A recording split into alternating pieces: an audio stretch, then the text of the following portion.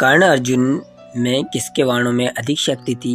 श्री कृष्ण के अनुसार कौन था सर्वश्रेष्ठ धनुर्धर? तो साथियों, मैं आ चुका हूँ फिर से नई कहानी के साथ। तो साथियों, चलिए कहानी को सुनते हैं। दोस्तों, जब महारथी कर्ण को अर्जुन ने भगवान श्री कृष्ण जी के कहने पर छल पूर्वक अंजलि का अस्त्र से मार दिया था, तब कर्ण के वीर गति के पश्चात रात्रि में अर्जुन श्री कृष्ण जी के शिविर जाते हैं और बड़े ही उत्साह पूर्वक उनसे कहने लगते हैं कि बड़ा गर्व था कर्ण को अपने युद्ध कौशल और अपने गुरु परशुराम जी द्वारा प्राप्त धनुर्विद्या पर। उसने एक बार मुझसे कहा था कि हे अर्जुन, मैं युद्ध में ब्रह्मास्त्र तक तुम्हारा पीछा नहीं छोड़ूंगा। वो सर्वदा मुझसे बराबरी और अपने को श्रेष्ठ सिद्ध करने का दुस्साहस करता रहता था, परंतु वो मेरे बराबर तो क्या, मेरे चरणों की धूल के बराबर भी नहीं था। श्री कृष्ण जी को ये सब सुनकर बहुत आश्चर्य होने लगता है।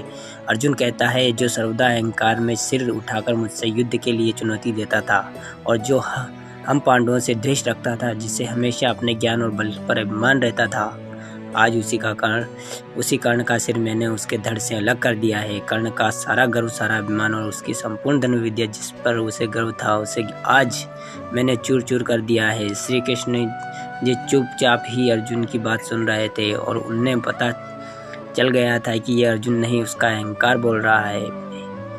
फिर अर्जुन बोलता है, केशव, तुम व्यर्थ ही कर्ण को महत्व दे रहे थे, तुम व्यर्थ ही कर्ण की प्रशंसा कर रहे थे। अरे, मैंने तो उसी बार पराजित किया था। फिर श्री कृष्ण जी बोलते हैं, पार्थ, कर्ण तुमसे बार पराजित हुआ है, परंतु इसका अर्थ ये नहीं है कि कर्ण एक श्रेष्ठ योद्धा नहीं था। अर्जुन बोलते हैं कि आप क्या कह रहे हैं केशव? मेरी ही वजह से आज पांडव युद्ध भूमि में जीवित खड़े हैं। मैंने ही पितामह भीष्म और गुरु द्रोण को पराजित किया था और आज मैंने पांडव के परम शत्रु कर्ण का भी वध किया है। तो क्या मैं सर्वश्रेष्ठ धनुर्धर नहीं हूँ? श्री कृष्ण जी बोलते हैं, पार्थ, पितामह भीष्म तुम्हारे वानों के कारण ही निष्क्रिय हुए थे, ये सच है।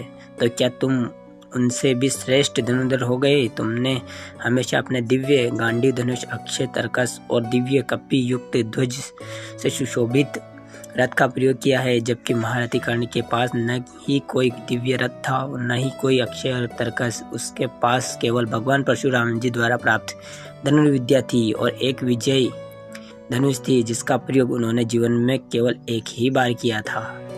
साथियों, आपको ये कहानी अच्छी लगी होगी। अगर कहानी अच्छी लगी हो तो हमारे चैनल को सब्सक्राइब कर लीजिए और बेल आइकन को प्रेस कर दीजिए।